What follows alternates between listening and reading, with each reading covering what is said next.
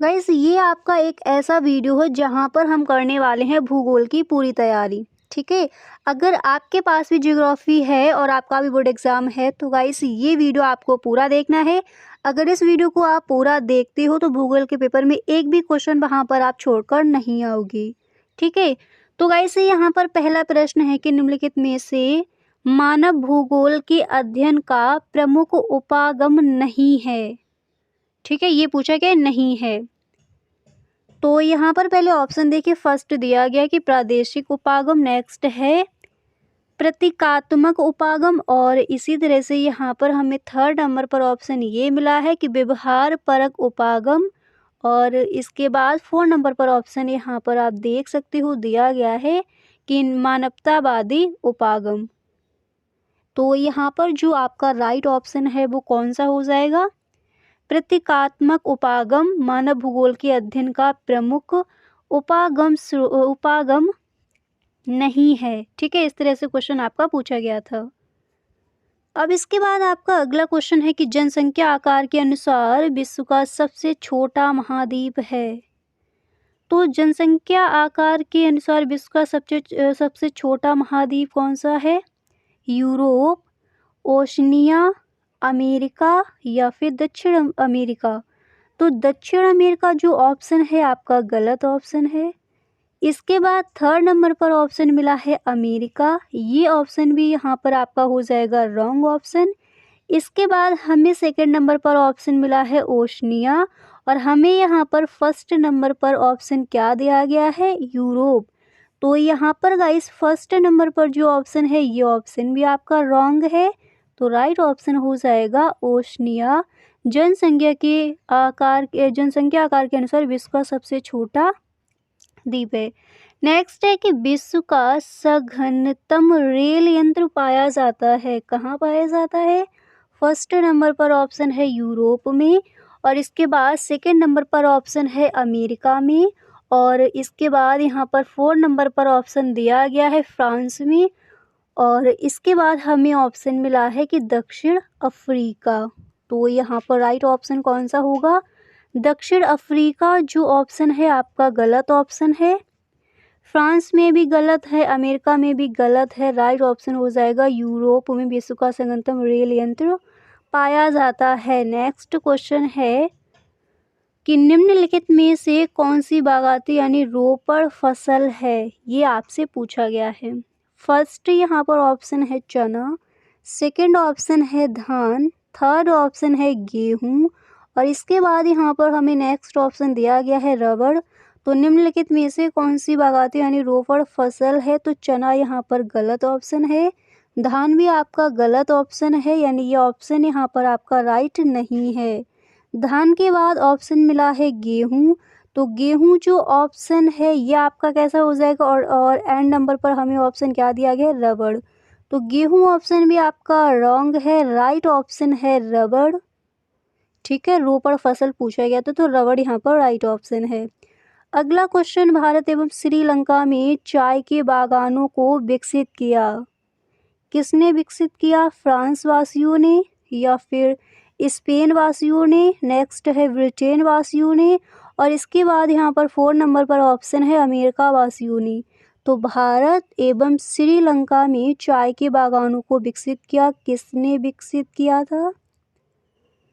First number पर option है कि फ्रांस वासियों ने, तो ये तो रॉन्ग है ऑप्शन। राइट हो जाएगा ब्रिटेन वासियों ने। स्पेन वासियों ने रॉन्ग ऑप्शन, अमेरिका वासियों ये भी रॉन्ग ऑप्शन। राइट ऑप्शन है ब्रिटेन वासियों ने।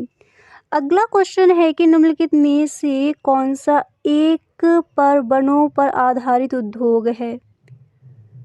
तो यहाँ पर फर्स्ट नंबर पर हमें ऑप्शन मिला है कागज़ उद्योग, सेकंड नंबर पर है सीमेंट उद्योग, और इसके बाद नेक्स्ट है वस्त्र उद्योग, एंड गाइस इसके बाद यहाँ पर 4 नंबर पर हमें ऑप्शन दिया गया है कि लकड़ी उद्योग। पूछा गया निम्नलिखित में से कौन सा एक वनों पर आधारित उद्योग है? तो वनों पर आधारित उद्योग कौन सा हो जाएगा? कागज उद्योग यहाँ पर राइट ऑप्शन। इसी तरह से गाइस अगला क्वेश्चन, अब यहाँ पर देखिए जो आपकी अतिलक उत्तरीय प्रश्न यानी सब्जेक्टिव क्वेश्चन को देखते हैं। पहला प्रश्न है कि मानव विकास की 3 मूलभूत क्षेत्र कौन से हैं। सबसे पहले आप लिखोगे कि मानव विकास के 3 मूलभूत क्षेत्र ये हैं। फर्स्ट है आर्थिक क्षेत्र, सेकंड है सामाजिक क्षेत्र, नेक्स्ट है जनसांख्यिकीय क्षेत्र। ठीक है, तो मानव विकास के 3 मूलभूत क्षेत्र वहाँ पर आप इस तरह से लिख कर आओगे।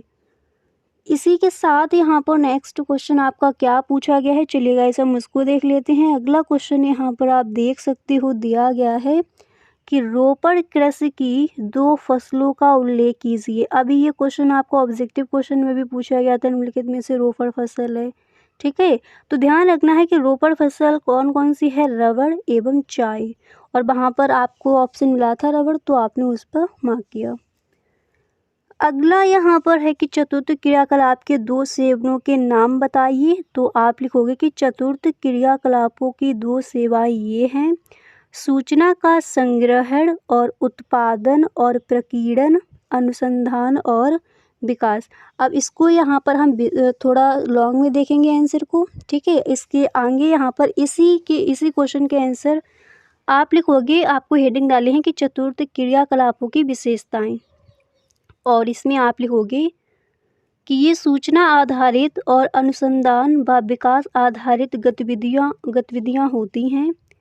इनमें विशिष्ट ज्ञान, विज्ञान, प्रौद्योगिकी, कार्य कुशलता और प्रशासनिक सामर्थ्य से जुड़ी सेवाएं शामिल होती हैं। इन गतिविधियों में आमतौर पर पर्याप्त तकनीकी कौशल और प्रशासनिक कौशल की आवश्यकता होती है। ये अर्थव्यवस्था का ज्ञान आधारित क्षेत्र है, और आप लिखोगे इनमें सूचना आधारित सेवाएं जैसे सूचना उत्पादन और सूचना साझाकरण शामिल है। इनमें ज्ञान आधारित सेवाएं जैसे परामर्श, शिक्षा, विनियोजन, व्लॉगिंग और डिज़ाइनिंग आदि शामिल हैं। तो आई होप ये आपको इतना समझ आ गया होगा। इसके बाद आप लिखोगे कि चतुर्थ क्रियाकलापों के कुछ उदाहरण इसमें लिखोगे, म्यूचुअल फंड प्रबंधन, कर सलाहकार, सॉफ्टवेयर डेवलपमेंट, सांख्यिकीविद, परामर्श, शिक्षा, और इसके बाद यहाँ पर आपको लिखना है कि विनियोजन और ब्लॉगिंग, डिज़ाइनिंग। चतुर्थ क्रियाकलाप के 2 सेवकों के नाम पूछे गए थे, इसकी विशेषताएं, इसका एग्जाम्पल और इनके नाम को भी आपने देख लिया। अगला क्वेश्चन है कि गैरिसन नगर क्या होते हैं, उनका क्या प्रकार होता है। तो चलिए देख लेते हैं। आप इसका आंसर किस तरह से लिखोगे, आप लिखोगे कि गैरिसन नगर वे नगर होते हैं जहां सेना के टुकड़ियां स्थायी रूप से तैनात रहती हैं, और इनका प्रमुख प्रकार सैनिक गतिविधियों को संचालित करना और सुरक्षा प्रदान करना होता है। किसी नगरीय संकुल की पहचान उसके भौगोलिक विस्तार, जनसंख्या घनत्व, और इसके बाद आप लिखोगे जनसंख्या घनत्व आर्थिक गतिविधियों और बुनियादी ढांचे के आधार पर की जा सकती है। ठीक है, तो गौरीसन नगर क्या होते हैं, उनका क्या प्रकार है, ये पूछा गया है। तो यहाँ पर आई होप आपको समझ आ गया होगा कि गौरीसन नगर क्या होते हैं। ठीक है, हर क्वेश्चन के आंसर को यहीं पर याद करते चलिए, इस तरह से आपको इस वीडियो को देखना है। ठीक है, और एक बार आप लिख कर देखिए, उसके बाद अपना पेपर देने जाइए। इसके बाद यहाँ पर आपका नेक्स्ट क्वेश्चन है कि जल समर प्रबंधन के 2 उद्देश्य क्या हैं। तो सबसे पहले आप लिखोगे कि जल समर प्रबंधन के 2 उद्देश्य भूमि और जल के प्राथमिक स्रोतों का विकास। ठीक है, इसके आगे आपको क्या करना है, इसके आगे क्या लिखना है, चलिए गाइस उसको देख लेते हैं। तो यहाँ पर पूछा क्या गया है, पूछा गया कि जल समर प्रबंधन के 2 उद्देश्य कौन कौन से हैं। तो आप पहले इस तरह से लिखोगे कि जल समर प्रबंधन के 2 उद्देश्य हैं, भूमि और जल के प्राथमिक स्रोतों का विकास, और इसके बाद यहाँ पर आप लिखोगे कि भूमि और जल के प्राथमिक स्रोतों का विकास द्वितीयक संसाधन पौधों और जानवरों का उत्पादन इस तरह से करना कि पारिस्थितिक असंतुलन ना हो। क्या बताया गया है कि द्वितीय संसाधन पौधों और जानवरों का उत्पादन इस तरह से करना कि पारिस्थितिक असंतुलन ना हो। इसके बाद आप लिखोगे कि जल समर प्रबंधन के कुछ और उद्देश्य। इसमें आप लिखोगे कि पानी की उपलब्धता बढ़ाना, भूमिगत जल स्तर को नीचे होने से रोकना, मृदा अपरदन और बाढ़ को रोकना, संदूषकों को कम करके भूमिगत जल की गुणवत्ता बढ़ाना, जल संसाधनों का अतिप्रयोग रोकना, पेयजल निष्कर्षण और अवशिष्ट जल उपचार से जुड़ी लागत और उत्सर्जन को कम करना। तो पूछा गया था कि जल समर प्रबंधन के 2 उद्देश्य क्या हैं।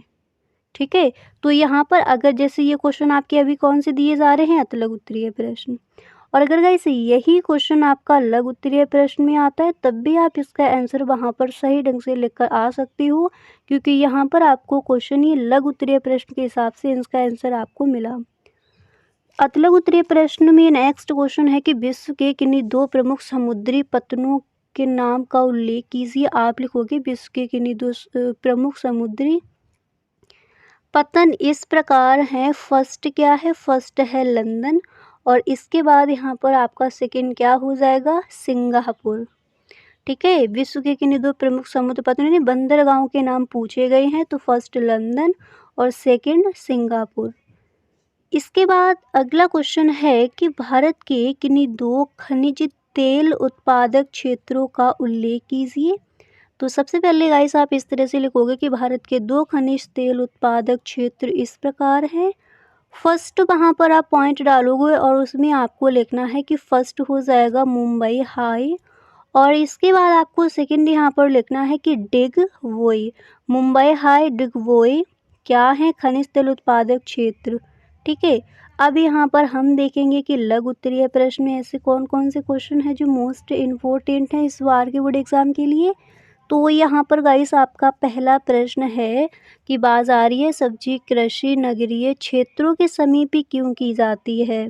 ठीक है, तो चलिए आप वहाँ पर लिखोगे कि बाज़ारिया सब्जी की खेती नगरीय क्षेत्रों के पास की जाती है क्योंकि इनकी मांग ज़्यादा होती है और इनकी ताज़गी और गुणवत्ता बनाए रखने के लिए भी ये ज़रूरी है। साथ ही इन सब्जियों को जल्द से जल्द उपभोक्ताओं तक पहुंचाया जा सके, और इसके बाद यहाँ पर आप लिखोगे कि इन सब्जियों को जल्द से जल्द उपभोक्ताओं तक पहुंचाया जा सके, इसलिए इन्हें नगरीय क्षेत्रों के पास ही उगाया जाता है। तो बाज़ारिया सब्जी कृषि नगरीय क्षेत्र के समीप क्यों उगाए जाते हैं, पहले आपको इस तरह से लिखना है। ठीक है, इसके बाद थोड़ा और देख लीजिए इसके फ़ायदे क्या हैं। आप हेडिंग डालोगे बाज़ारिया सब्जी की खेती नगरीय क्षेत्रों के पास करने के ये फ़ायदे हैं। इनकी मांग ज़्यादा होती है, इनकी ताज़गी और गुणवत्ता बनाए रखने के लिए यह ज़रूरी है कि उपभोक्ताओं तक जल्द से जल्द पहुंचाया जा सके। इन सब्जियों को नगरीय क्षेत्रों में आसानी से बेचा जा सकता है। इन सब्जियों को नगरीय क्षेत्रों में आसानी से ख़रीदा भी जा सकता है, और इसके बाद यहाँ पर आप लिखोगे इन सब्जियों को नगरीय क्षेत्रों में आसानी से पहुँचाया जा सकता है। तो इस तरह से आप यहाँ पर लिखोगे इसका आंसर। अगला क्वेश्चन है कि ऋणात्मक भुगतान संतुलन किसी देश के लिए हानिकारक क्यों होता है। तो इसका आंसर वहाँ पर आप इस तरह से लिख कर आओगे कि ऋणात्मक भुगतान संतुलन किसी देश के लिए हानिकारक होता है क्योंकि इससे देश की आर्थिक स्थिति पर कई नकारात्मक असर पड़ते हैं। जैसे ऋणात्मक भुगतान संतुलन का मतलब है कि किसी देश का आयात निर्यात से ज़्यादा हो। ठीक है, किसी देश का आयात निर्यात से ज़्यादा हो, यानी कि देश दूसरे देशों से सामान और सेवाएं खरीदने पर ज़्यादा खर्च कर रहा है जितना वह दूसरे देशों को अपने सामान और सेवाएं बेचकर कमा रहा है। ठीक है, आयात निर्यात का मतलब होता है लेन देन। ठीक है, इसके बाद यहाँ पर आप क्या लिखोगे, इसके बाद आप लिखोगे कि ऋणात्मक भुगतान संतुलन के नुकसान। इसमें आपको लिखना है कि देश के विदेशी मुद्रा के भंडार में कमी आती है, इससे आर्थिक अस्थिरता आती है, देश पर विदेशी ऋण का बोझ बढ़ता है जिससे आर्थिक संकट आ सकता है, मुद्रा की आपूर्ति बढ़ती है जिससे मुद्रास्फीति बढ़ती है, सरकारी आर्थिक नीतियों में अस्थिरता आती है, इससे निवेशकों का विश्वास प्रभावित होता है, और इसके बाद यहाँ पर आपको एक लाइन और लिखनी है जिससे आर्थिक वृद्धि धीमी होती है, अंतर्राष्ट्रीय बाजार में घरेलू मुद्रा का मूल्य गिरता है। इसके बाद यहाँ पर थोड़ा आपको और लिखना है। आप लिखोगे कि ऋणात्मक भुगतान संतुलन को ठीक करने के लिए आयात को कम करना और निर्यात को बढ़ावा देना। ठीक है।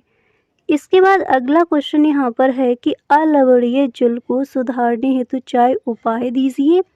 आप लिखोगे अलवणीय जल को सुधारने के लिए निच्छालन, ड्रिप सिंचाई और मल्च जैसे उपाय किए जा सकते हैं। अब यहाँ पर हम जो 3 ये दिए गए थे इनके लॉन्ग में इनको हम थोड़ा देखेंगे। ठीक है, क्योंकि ये लघु उत्तरीय प्रश्न है। तो निच्छालन में आप लिखोगे कि मिट्टी से नमक हटाने का सबसे कारगर तरीका निच्छालन है। फसल की ज़रूरत से ज़्यादा पानी देकर जड़ क्षेत्र में मौजूद नमक को बाहर निकाला जाता है। नाली टाइल जैसी उपसतह जल निकासी की मदद से नमक को बाहर निकाला जा सकता है। ठीक है, नमक को बाहर निकाला जा सकता है। अब इतना लिखने के बाद फिर यहाँ पर आपको एक लाइन और लिखनी है कि वर्षा खास तौर पर ऑफ सीजन में नमक निकालने में मदद करती है निच्छालन। ठीक है, इसके बाद नेक्स्ट हेडिंग डालोगे ड्रिप सिंचाई और इसमें आपको लिखना है, इसमें आप लिखोगे ड्रिप सिंचाई में पानी बूंद बूंद के रूप में पौधों की जड़ों में दिया जाता है। यह पद्धति फलों और सब्जियों की फसलों के लिए बहुत फ़ायदेमंद है। नीचे जो दिया गया था उसको भी देख लेना। नेक्स्ट है मल्च। आप लिखोगे मल्च के साथ ड्रिप सिंचाई का इस्तेमाल करने से फसल की जल उत्पादकता बढ़ती है। और इसके बाद यहाँ पर आपको क्या लिखना है, नीचे इसके बाद यहाँ पर आप लिखोगे कि मल्च से बाष्पीकरण की हानि कम होती है। ठीक है, अब इसके बाद यहाँ पर गाइस देखिए नेक्स्ट आपका है कि सतत पोषणीय विकास की संकल्पना क्या है। तो आप लिखोगे सतत पोषणीय विकास का मतलब है वर्तमान पीढ़ी की ज़रूरतों को पूरा करते हुए भविष्य की पीढ़ियों की ज़रूरतों को नुकसान पहुँचाए, बिना संसाधनों का इस्तेमाल करना। इसका मकसद प्राकृतिक संसाधनों का संतुलित इस्तेमाल करके पृथ्वी के पर्यावरण और पारिस्थितिकी को सुरक्षित रखना है सतत पोषणीय विकास की संकल्पना। इसके बाद इसमें आप लिखोगे सतत पोषणीय विकास आर्थिक विकास की एक प्रक्रिया है। इसका मकसद है कि वर्तमान और आने वाली पीढ़ियों की जीवन की गुणवत्ता बनी रहे। सतत विकास को हासिल करने के लिए आर्थिक, पर्यावरण और सामाजिक इन तीनों क्षेत्रों में नीतियों को एक साथ काम करना होगा। सतत विकास को हासिल करने के लिए इन तीनों क्षेत्रों में नीतियों को एक दूसरे का समर्थन करना होगा। और आप लिखोगे कि सतत विकास को व्यवसाय, अर्थव्यवस्था, सरकार और राजनीति तथा नागरिक समाज और संस्कृति के कानूनी हित के बीच पारस्परिक रूप से लाभकारी बातचीत के रूप में देखा जाता है। अगला क्वेश्चन है कि ऊर्जा के पारंपरिक स्रोत कौन से हैं। ज्वारीय तथा तरंग ऊर्जा के बारे में लिखिए। आप लिखोगे कि ऊर्जा के पारंपरिक स्रोत वे हैं जिनका इस्तेमाल लंबे समय से किया जा रहा है। इनमें कोयला, पेट्रोलियम, प्राकृतिक गैस और परमाणु ऊर्जा शामिल हैं। वही ज्वारीय ऊर्जा और तरंग ऊर्जा नवीकरण ऊर्जा के दो अलग अलग तरीके हैं। अब यहाँ पर हम देखेंगे कि ज्वारीय ऊर्जा और तरंग ऊर्जा क्या है। ठीक है, क्योंकि लघु उत्तरीय प्रश्न है तो उसी तरह से आंसर भी आपको मिलेगा। ज्वारीय ऊर्जा हेडिंग डालोगे, इसमें आप लिखोगे कि ज्वारीय ऊर्जा ज्वार के बढ़ने और गिरने के जरिए ऊर्जा का इस्तेमाल करती है। ज्वारीय ऊर्जा व्यवहारिक रूप से अक्षय है। ज्वारीय ऊर्जा के क्षमतावान क्षेत्र गुजरात में कच्छ और खपात की खाड़ी और पश्चिम बंगाल में सुंदरवन, दक्षिण कोरिया में सिहवा झील। ज्वारीय बिजली स्टेशन दुनिया का सबसे बड़ा ज्वारीय बिजली संयंत्र है।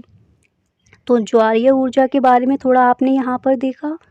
इस ज्वारीय ऊर्जा के हेडिंग डालकर लिखने के बाद नेक्स्ट हेडिंग आपको डाली है तरंग ऊर्जा। और गाइस तरंग ऊर्जा हेडिंग डालने के बाद आपको क्या करना है,